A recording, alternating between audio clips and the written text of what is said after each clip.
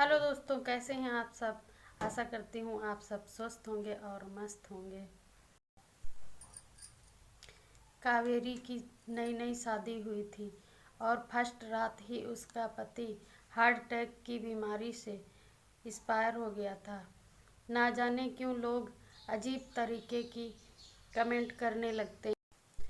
ना जाने किस किस नाम से लोग पुकारने लगते हैं, जैसे कि कावेरी के साथ हो रहा था। आने जाने वाले लोग सुनाते रहते थे, अभागन है, आते ही पति को खा गई। पता नहीं कैसे पैर पड़ते ही घर में अपशगुन हो गया। हर तरीके के ताने सुनाने लगे। कावेरी के हाथों की तो मेहंदी भी नहीं छूटी थी, लेकिन इसका किसी को खबर भी नहीं था और ना ही इसके बारे में लोग सोच रहे थे। सब तो अपने अपने बारे में सोच रहे थे। अभी तक तो बाहर वाले ही कह रहे थे, लेकिन कुछ दिन हुए जैसे ही सास ससुर, देवर, सास, ननद सभी ताने देने लगे, जिसमें कावेरी बहुत ही दुखी थी। उसका दुख किसी को नहीं दिखता था, सब अपना अपना दुख उससे कहते थे। तभी एक दिन ननद कहने लगी, इसके तो पैर ही अपशगुनी हैं, इसके पैर पड़ते ही मेरे भाई की डेथ हो गई, ये मेरे भाई को खा गई आते ही। इस तरीके के उसको ताने मिलते थे। सभी बस अपने मन का बोझ हल्का कर रहे थे, कावेरी के सामने उल्टा सीधा बोलते ही रहते थे। तभी कावेरी मनी मन सोच रही थी कि शादी होने से पहले तो प्यार नहीं मिला, लेकिन ससुराल जाने के बाद मुझे कम से कम प्यार तो मिलेगा। अपने सास ससुर का प्यार माँ बाप जैसा मिलेगा, और देवर ननद के प्यार की प्यासी थी, जिसको समझ रही थी कि ये हमारे भाई बहन का जैसा प्यार देंगे। लेकिन इसका हुआ विपरीत। वो सोच कुछ और रही थी, घटना घटते ही उसके साथ सब विपरीत हो गए, उसके खिलाफ ही बोलते रहते थे। कावेरी तो आंसू लेके ही बैठी रहती थी। 3 दिन जैसे तैसे उसने गुजारे, जिसमें इतने भर भर के उसको ताने मिले। कावेरी मनी मन सोच रही थी कि हर रिश्ते से मैं अच्छी तरीके से प्यार पाऊंगी, लेकिन ऐसा कुछ नहीं हुआ। जब उसका पति ही नहीं बचा तो आगे रिश्तेदार कहाँ से काम आने वाले हैं। फिर ये दुनिया तो हर चीज़ में मौका ढूंढती ही रहती है। लोगों का क्या, लोग तो ताने मारते ही हैं। तभी चौथा दिन हुआ तो माँ शारदा जी यानी कावेरी की सास जी पूरा पूरा मौका नहीं छोड़ी उसको कुलच्छनी बोलने का। बोल रही थी, जन्म होते ही माँ को खा गई, बड़ी हुई तो पिता को खा गई, ब्याह कर घर में लाई तो ये मेरे बेटे को भी खा गई। ऐसी कुलच्छनी थी, मुझे पता ही नहीं था, वरना मैं कभी भी ब्याह कर इस घर में ना लाती। बाल पकड़कर उसको खींचने लगी।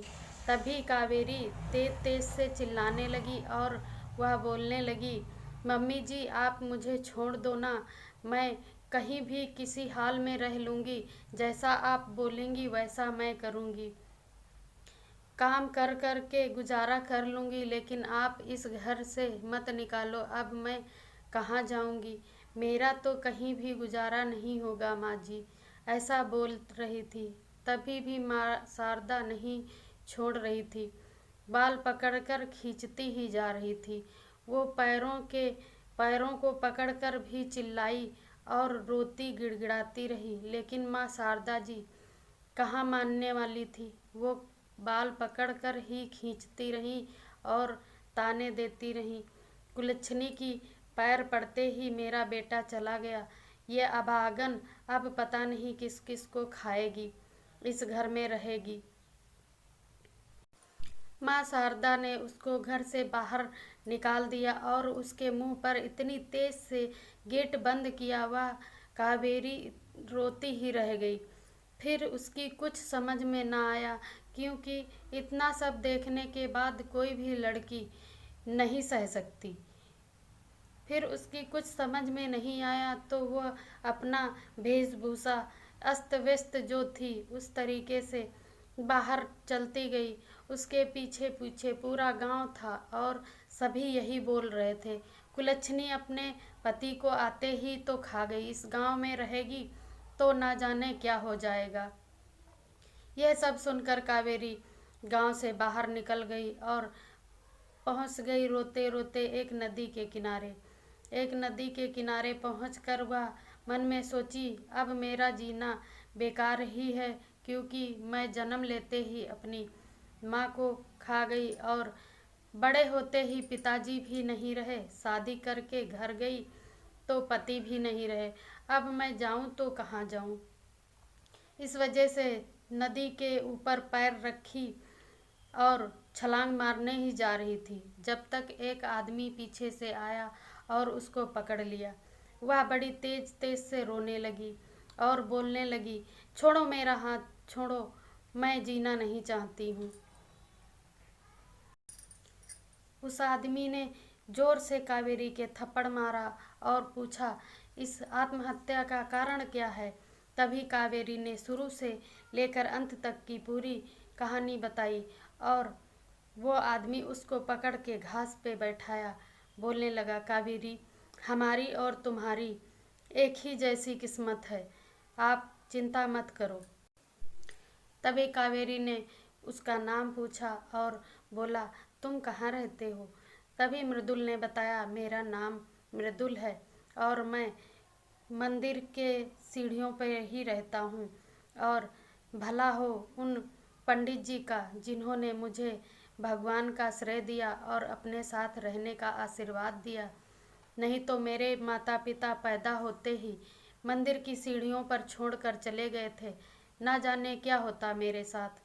चींटी कौवे कुत्ते खा गए होते नोच नोच कर। पंडित जी ने मेरा पालन पोषण किया है और मैं वहीं पर रहता हूँ। तभी कावेरी बोली, विदाई के समय चाचा चाची ने तो कह दिया था, आप अब वापस इस देहरी पर कभी कदम मत रखना। अब मैं कहाँ जाऊँगी मृदुल जी। तभी मृदुल ने कहा कि मैं मंदिर में रहता हूँ और भगवान की पूजा करता हूँ, आप रहना चाहो तो मेरे साथ रह सकती हो। पंडित जी तो रहे नहीं, अब मैं अकेला ही वहाँ पर रहता हूँ। कावेरी के पास भी कोई और दूसरा रास्ता नहीं था, इस वजह से वो कहाँ जाती, मृदुल के साथ ही रहने के लिए हाँ कर दी। कावेरी मनी मन सोचने लगी कि कुछ दिन रहते रहते यहाँ बहुत सारे दिन हमने गुजार लिए, अब आज मृदुल से मैं बता ही देती हूँ कि मैं तुम्हारे साथ नहीं रहूँगी और मैं कहीं बाहर चली जाती हूँ, नहीं तो गांव वाले भी बोलने लगेंगे अनाप शनाप, एक तो मैं विधवा हूँ और ऊपर से तुम्हारे साथ रहती हूँ।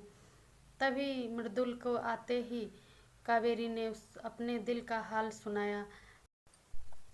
मृदुल ने कहा, कहाँ जाओगी तुम, लोगों को तो कहने की आदत होती है, लोग कहते रहेंगे, क्या करना, हम दोनों आराम से रहेंगे।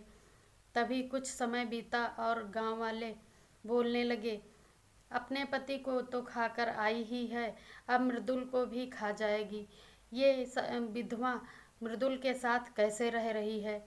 तभी मृदुल ने सुना और मृदुल ने कहा, कावेरी तुम बुरा ना मानो तो एक बात मैं कहूँ।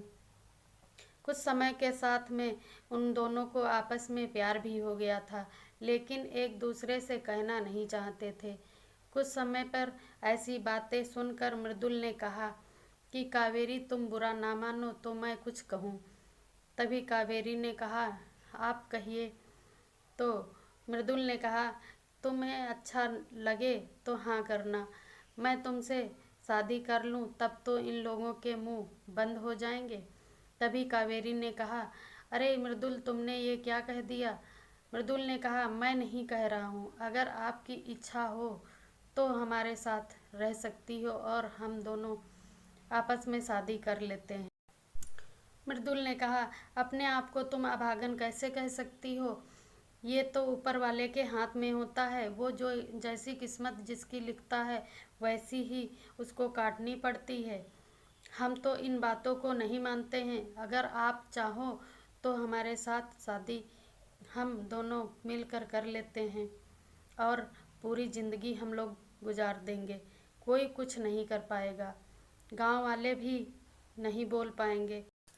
तभी मृदुल ने कावेरी का हाथ अपने हाथों में लिया और बोला, ये क्या बोल रही हो निराशा भरी बातें कावेरी।